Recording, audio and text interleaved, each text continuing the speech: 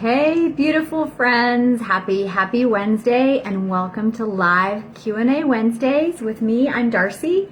I'm the creator of the Vibrant Woman program, which is based on the work of my coach and mentor, Dr. Phil Maffetone, and his MAF method, which stands for Maximum Aerobic Function. This is all about a paradigm shift into treating root causes and unlocking really the healing power and the potential that we have in our body for getting rid of stress and inflammation when we know how to activate the aerobic system.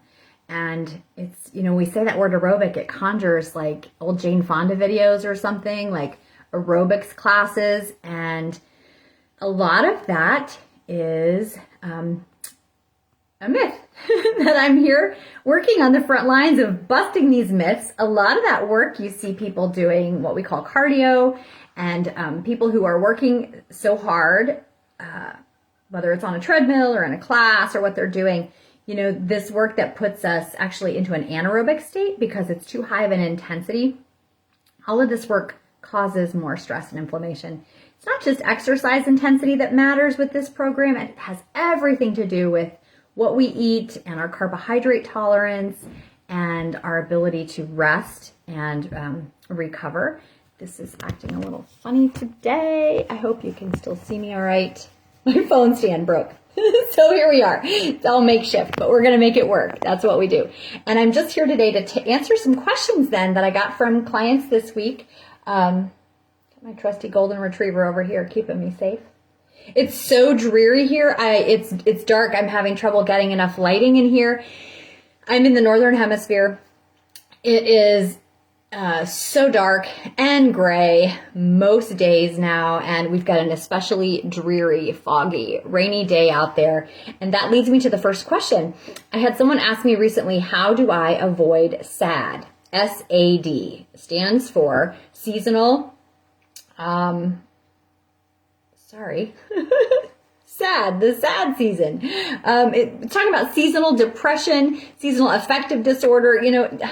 I don't like a lot of these labels that we're using these days to talk about things that are quite natural. And so that's what I actually want to do. I want to reframe this idea that seasonal depression, I prefer to talk about it from a root cause foundation, okay? So if you struggle with seasonal depression, meaning when it gets dark out and we spend less time outside and we spend less time being active and we consume way more sugar and processed foods and carbohydrates like we do from October to about February, in US culture at least,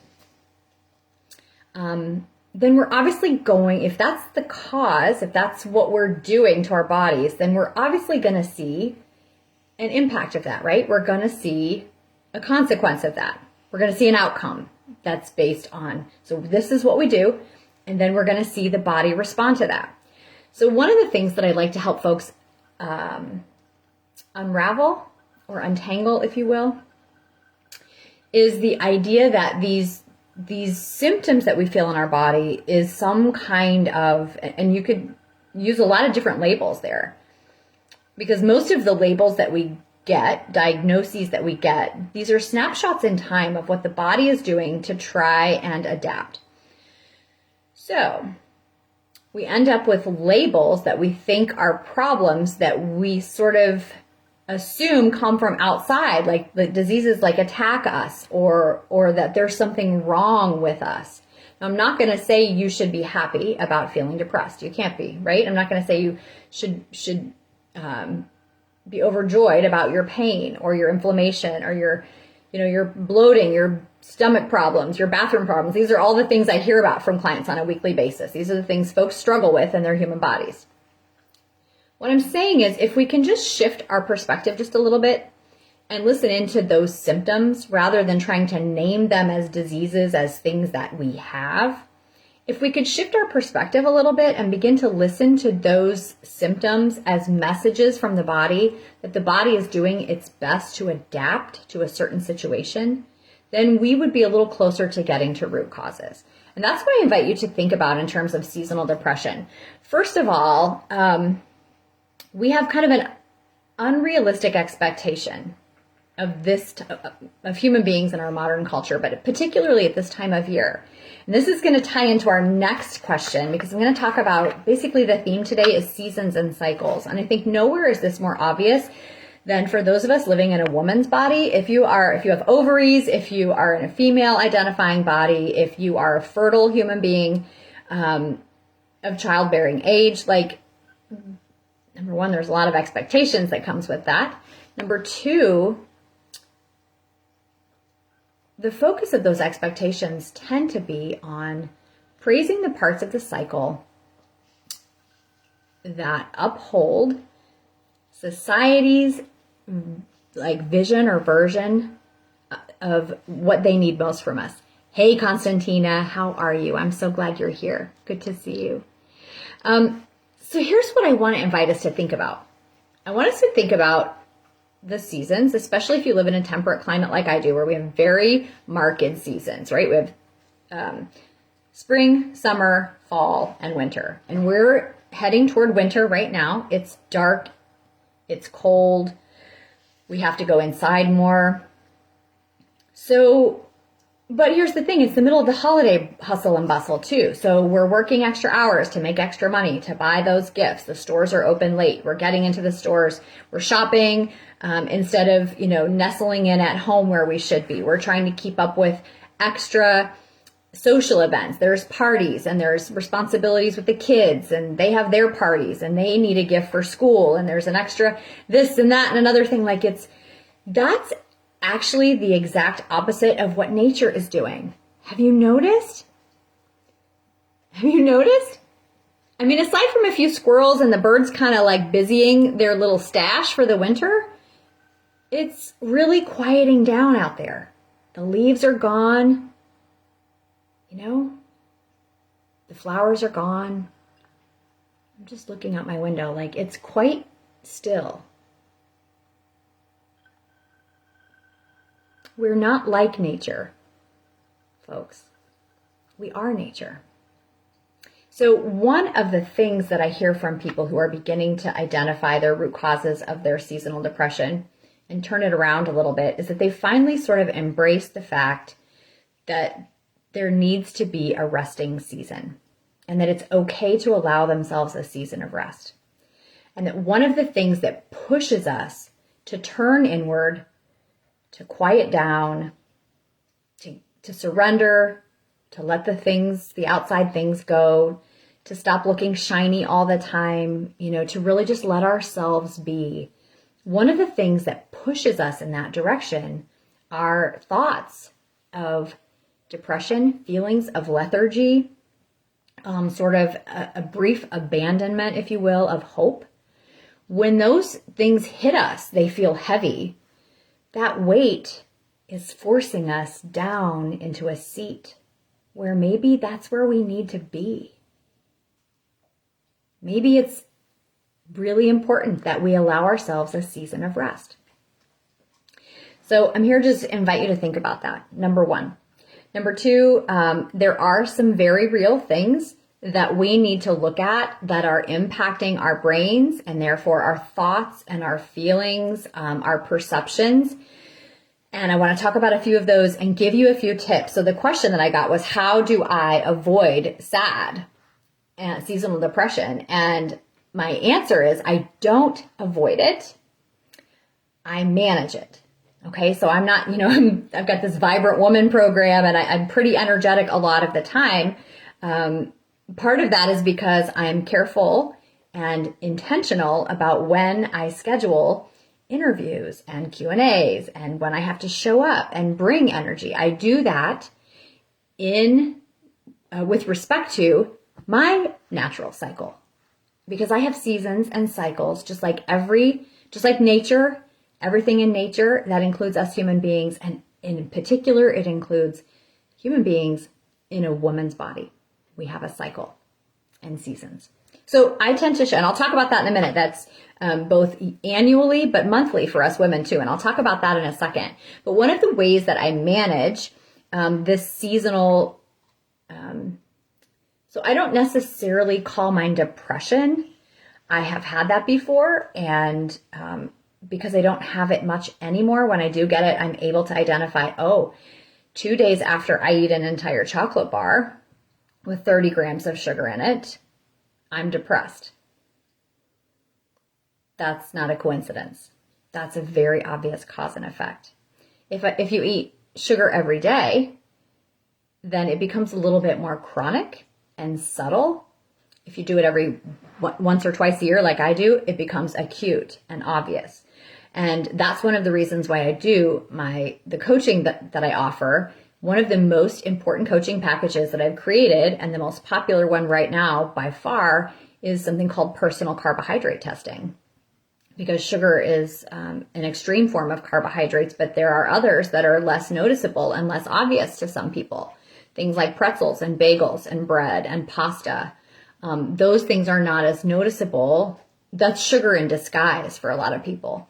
And if you're eating above your personal carbohydrate tolerance, then you're going to have these impacts on your blood sugar stability, which impact your brain function, which impact your moods and creativity and energy levels and all of that. So we're causing a lot more of it than we realize. That was a big wake-up call for me.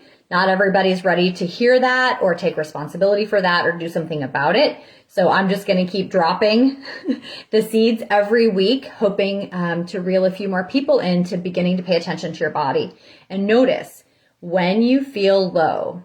Number one, I want you to ask yourself, where are you in your feminine hormone cycle? And we'll talk about that. That's question 2 today. So press pause on that. But I also want you to ask yourself, did you have enough sleep? Are you getting enough nutrients? Have you been eating above your carbohydrate tolerance? Because all of those things are so impactful. Like, it's not on the side. It's not like, one of the little things that counts. Like, that's it. That is mostly it. Impacting our brain function and therefore the way that we feel in our emotions. So aside from the natural seasons asking us to take a period of rest, that period of rest, if we're honoring it, then our bodies don't have to try so hard to get our attention with dramatic things. Okay, that's number one. Step number one is just honor the period of rest. Slow down a bit. Take some days off, or tuck yourself in early, or find ways to satisfy that natural urge, because it's in nature. Look around. We need to be doing what the trees are doing. They're still, and it's important. We look at those trees, those barren trees, and think nothing is happening. And it could not be, nothing could be farther from the truth that nothing is happening. This fallow season we know from regenerative agriculture, we know from all of our environmental friends and all the research done, we know there is a lot happening beneath the surface that is absolutely critical for the next phase or season of blossoming and fruition and harvest. Those phases will come next. This is an important phase. It's a fallow season. It's a period of rest. And if we don't allow it to our bodies, how can we expect to move into the next phase of productivity? You can't be productive all the time. You can't be on all the time. So I see a lot of women struggle with this in particular. Women struggle with this. And so I'm here to help. It's what my private coaching is all about. It is what my Vibrant Woman course is all about. And I will give you more information on that in a few minutes. Coming up again in January.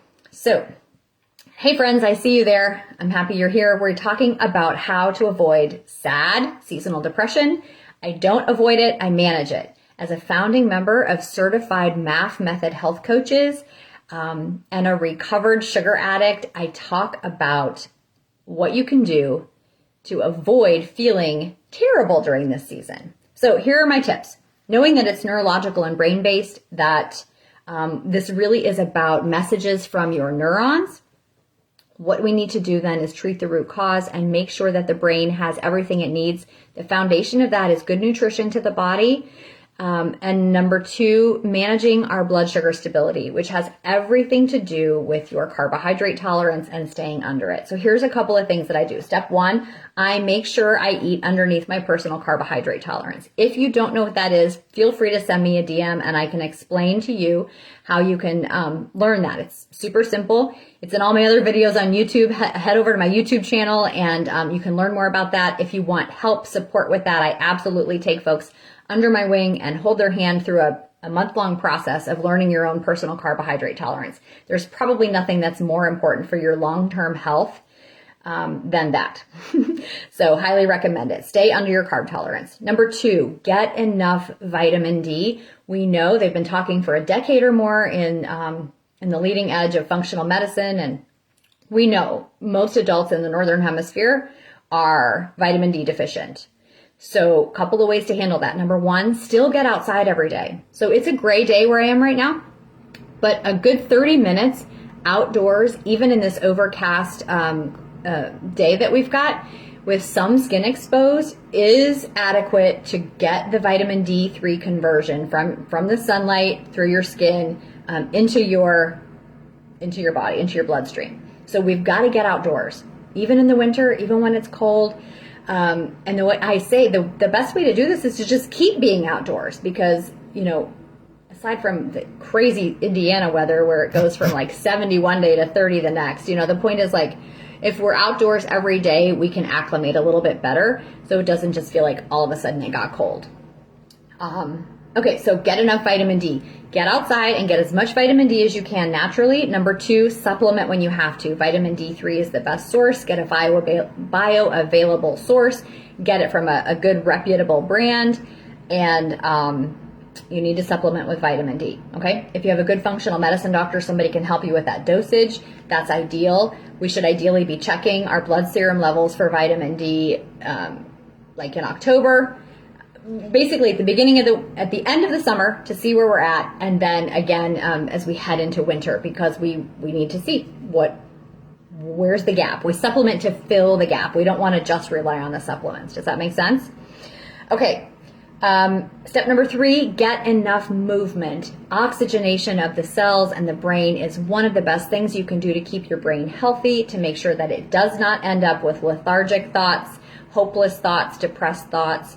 So we do that by moving, and I want you to move in a way that feels good and fun. I don't want you on a treadmill under fluorescent lights. I really don't. Now, if that's what brings you joy, then by all means, you should be on a treadmill under fluorescent lights. But the kind of movement that really is most restorative to our bodies and brains, especially if we were to follow this natural cycle at the seasons, is to bundle up and get outside and go for an easy walk. That's how human beings evolved. And that's how we evolved these big, sophisticated cortexes too. Cortices, the brain that we have. So we need to be replicating as much of those natural rhythms and activities as we possibly can in our modern world. Go walking. But if it's not walking outside, then if I can't talk you into doing that, then make it dance. Make it, silly playing animal charades with your kids at home. Make it playing on the floor and wrestling with your dog. Make it something fun, okay? You need to be enjoying your movement. That's so important for the brain, to keep the brain from feeling the heavy weight of depression that can happen this time of year, all right? And then step number 4 is sleep. You really need to make sure that you're getting enough sleep. It can be hard to do during this time of year. Everyone is busy, and we ideally as humans sleep when it's dark. And if it's dark longer this time of year, that's a hint. Biologically, we should be sleeping more, okay? One of the ways to get better sleep is to pay attention to your indoor lighting. Try to get it to replicate candlelight as much as possible rather than strong, harsh lights. See, I've got my blue blockers on today. The blue light from all of our screens does not help with sleep because it blocks melatonin production. So we definitely want to avoid all the unnatural light late in the day if we can. And I'm going to wear my blue blockers all day today. It just makes me feel better not to have all that blue light affecting my brain. So those are my best tips for not avoiding sad seasonal depression, managing it. And here's another tip that I often do. I use journaling. Not everybody likes to write. I'm a writer, so I really enjoy it, but I think it's really helpful to go ahead and put our thoughts on paper so that we can witness them. And I don't mean like a confessional of all your terrible, hopeless thoughts. I just mean, take a few deep breaths with yourself, look around at whatever beauty you can find in your environment and write about it. Or take a few deep breaths within yourself and write whatever wants to come through, whatever it is. And spend some really quality, sacred time with your own self and your own thoughts. And just let it be there. Just witness and love those parts of yourself the way you would your child or a friend or a parent or a pet, anyone else that you love. Spend that same loving energy on yourself, will you? And that helps a lot. So that's how I manage my SAD. And I do sometimes still feel that low pull, especially this time of year. My dad passed away. It'll be 2 years next week, the week before Christmas, my dad passed away. And the first year I was a little bit too much in shock, I think, to realize, it was a bit of shock. And then last year I really had some heavy grief that I had to just hold. I just felt a lot of grief. And again, I think, Vibrant Woman program is not about being shiny and happy all the time. It's about being full and real and feeling it all, living all of this life to its fullest, every bit of it. That grief took me deep into the love that I had for my father and transformed me. It was like his death was like a rebirth for me in many ways. So it was a beautiful, powerful, sacred experience. Not something I advise people avoiding. So let's not avoid the seasonal tug to slow down, get still, go deep. Let's not avoid it. Let's manage it. And let's do it with consciousness. Okay? Let's look at our nutrition. Make sure we're getting all the vital nutrients to our bodies and brains. That includes the sunlight outdoors, if there is some. And it includes rest. Rest is a vital nutrient. Sleep. You need deep, restorative sleep every night. I teach the women in my Vibrant Woman course how to do that, okay? Because there are specific things we need to stop doing and specific things that we need to start doing to make sure that that can happen for us. So if that's something you're struggling with right now, stay tuned. Send me a DM. I'll get you on the list. Registration will open on, I'm going to go ahead and say it now, January 13th. January 13th is going to be a Friday the 13th. And as women, we're going to use that as a day to celebrate. I'm going to open the registration to my Vibrant Woman course on that day as a way to honor the number 13 is not unlucky. There are 13 menstrual cycles, 13 full moons in a year, reflected by the average woman's 13 menstrual cycles in a year. Lots of sacred feminine stuff around the number 13. And it's been hijacked. So we're going to talk more about that as we go forward. Okay. All right. That takes us right into the second question I got this week. Hey, Elizabeth, good to see you there. I was just talking about how to avoid SAD, and I don't talk about how to manage it instead. So catch the replay and see that first part. But we're talking about seasons and living cyclically in a woman's body, which is naturally cyclical. We are not like nature. We are nature, which is why I want to answer the next question this way. I had someone ask, what is a woman's, and talking about meaning our menstrual cycle, what part of a woman's menstrual cycle is her zone of genius? All of them. Here's why. Listen, just like you can't say, would you say this about the earth? Which season is the earth's zone of genius? Oh, obviously it's summer, right? We all prefer summer. Most of us prefer summer. Everything's in bloom, right? It's the season of productivity. The fruit is on the branches, right? The crops are coming out of the field. The trees are out. Everything is productive. And we prefer that, don't we? We're really, really comfortable with phases of productivity. We're not as comfortable with the fallow season, which is every single bit as important to that season of productivity. You cannot have a season of productivity where all of the leaves are out and everything is in bloom and everything is flourishing and growing. You cannot have that season without the fallow season, the season of decay that put the nutrients into the soil to feed the soil for the roots to take up to prepare for the next blossoming. You cannot have one without the other. So if there's not a true, so it's part of the cycle. It's part of the cycle. The earth has its cycle, the seasons, and a woman's body has its cycle. Which part of the cycle is the zone of genius? All of them.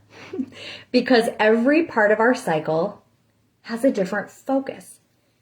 And during that time, that focus is the zone of genius. That's what needs to be accomplished or focused on at that time. Let's just go through them very briefly. And again, I teach this in depth in my Vibrant Woman course, which will launch again January 13th, Friday the 13th. Why? Because the number 13 has sacred meaning in the lives of women, in our cycles, in our seasons. I'm going to tell all that story going forward. It's going to be super fun when we launch, and we're going to celebrate all of this. It's not something unlucky or evil. That's what the patriarchal culture has done to women, to disempower them, to make them not trust themselves, because they're terrified.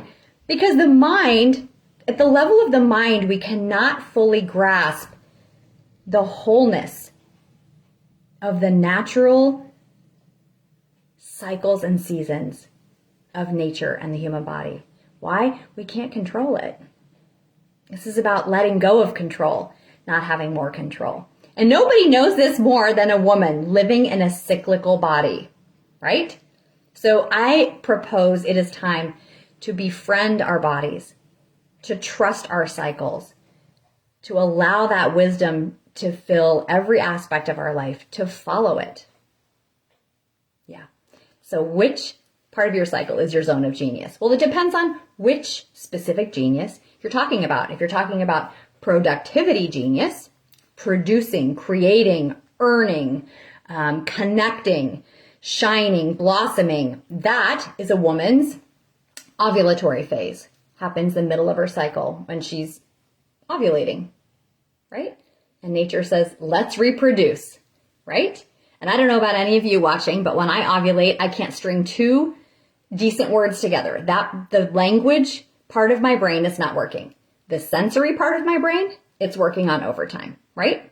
So that's my zone of genius, is that I'm drawn to sensual things, sexual things, touch, smell, taste. My body wants to produce something, put things out there in the world, put myself out there. It's when I care about my appearance and my hair and my clothes and my makeup, and not just how I look, but how I feel about how I look. It's more about how we're feeling, right? Okay, so that's one zone of genius. That's the focus of that part of the cycle.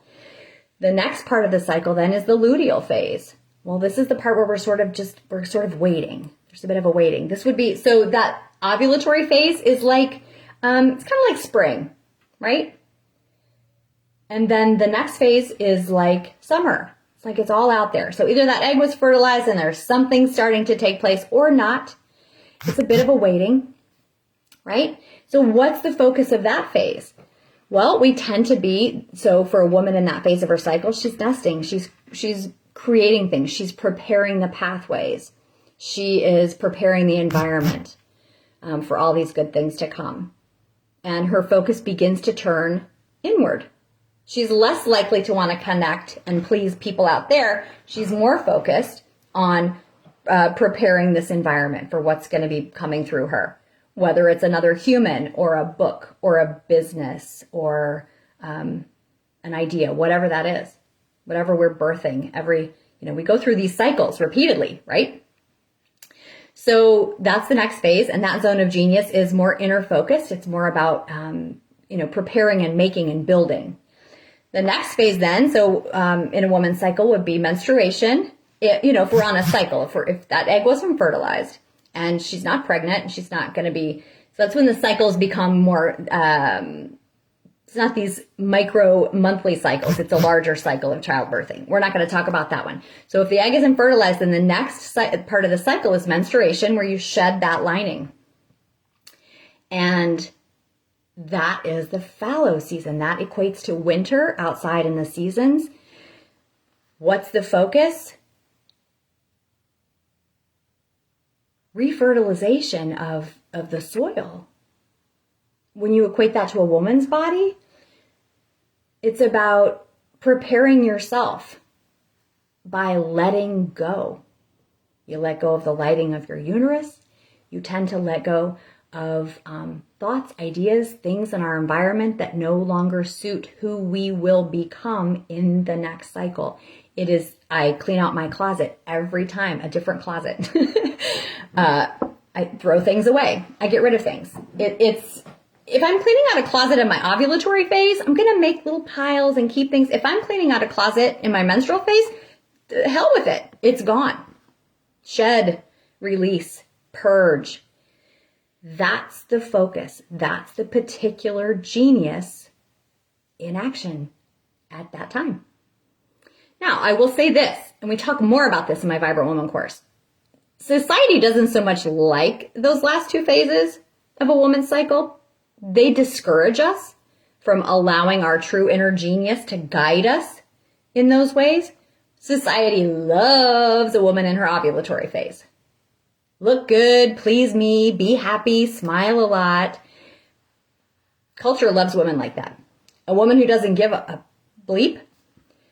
A woman who's focused entirely on herself and her own needs. A woman willing to let things go that don't serve her. Not as popular, right? But anyway, this is about taking your power back, living from your natural cycles. So that's the zone of genius. And then we head back around into after you menstruate, then we start back over again at the beginning, and it becomes the follicular phase, where that follicle will begin developing eggs, at least one of which will be released at that ovulation stage again. So that as we build up, those eggs begin to ripen and mature, we tend to begin to get ideas of creativity. This is the spring again. Things are beginning to bud. They're not fully blossomed yet. They're not fully mature yet. These ideas, we're not birthing anything yet. It's just the beginning of a rumbling of an idea. So what's the zone of genius there? Well, there's a lot to choose from, isn't there? There's a lot to choose from. Sometimes women who are really in touch with this phase of their cycle creatively, this is where you got to keep Post-it notes everywhere. I got a new book to write every follicular phase. All of these ideas. Now, keep in mind, just like nature, just like the eggs inside your body, they're not all going to ripen. They're not all going to come to fruition, but they're all possibilities. It's a phase of possibilities. That's your zone of genius during that part of your cycle. And so if you live with people who have a preference for the way you are during one part of that cycle or another, it's likely they're going to try to influence you. They might even criticize the parts of your cycle that they don't appreciate. But as a woman in a cyclical body who is nature, not like nature, is nature, it's your responsibility to be present with all of those parts of yourself and to love them equally and to allow them to be there, to trust their guidance. Every single phase is your genius body moving through life through its cycles, naturally, the way it was meant to. We tend to experience a whole lot less symptomatic problems in our bodies when we can just surrender to that, and then furthermore begin to embrace it, and then furthermore begin to harness it. All right. And that's a topic for another day.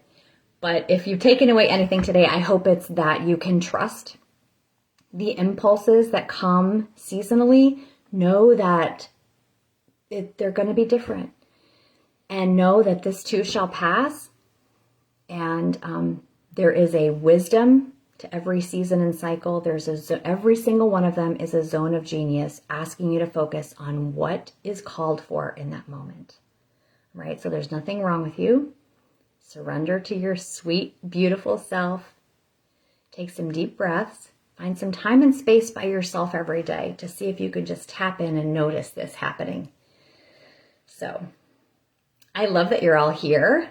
Anybody have any questions? I think I know how to check for questions. Remember that there's always more to come. I take questions in my DMs and at my email, connect@darcyhawkshurst.com, and I'll put that link nearby. Know that I'm working behind the scenes pretty fiercely to provide some updates to the Vibrant Woman course. That is my signature offer. It's coming in the middle to end of January this time. It's a wonderful way to do a reset. There's so much toxic diet culture shit out there that's going to be marketed to you, like probably starting now for January 1st. They're going to sell you a spot on a treadmill underneath a fluorescent light. And again, if you love that, I want you to do it. But there are a lot of people profiting from women finding fault with themselves. And we are going to dispel with all of that in my Vibrant Woman course. That doesn't mean that you won't learn about nutrition, that you won't be able to lose weight if you want to. It's all sustainable. And it's the foundation of it is to get back to your nature. Your nature will guide you to everything you want and need, I promise. That's what bodies do. It's what they're here for. We're just here to live through them, right? So you deserve to have a good relationship with yours. Okay? So anyway, I'm working on that course right now. I'm updating it based on feedback that I got last year to make it, number 1, even more supportive. Number 2, more community connection within it. And number 3, a little more flexible. So I'm working on it and I can't wait to share it with you. January the 13th. We're going to take that day back. It's a beautiful day, the number 13. It's how many average menstrual cycles a woman has in a year. It's the number of full moons in a year. There's a lot more I can't wait to share. So I'm going to leave it at that for today. I'm so glad you all were here. Send me your questions for next time. I think next week, I've already started to get some questions that I knew I couldn't fit in today, but I have had people asking me about certain fitness regimes and about running, some other fitness aspects. So we're definitely at least going to talk about fitness again next week, and send me your questions and we'll cover them. And until then, beloveds, just take beautiful care of your one human body and relax into the seasons, will ya? Find a hot drink and take a little time to yourself where you can. Get some rest. And I'm going to see you soon. All of my love to you. Have a great day.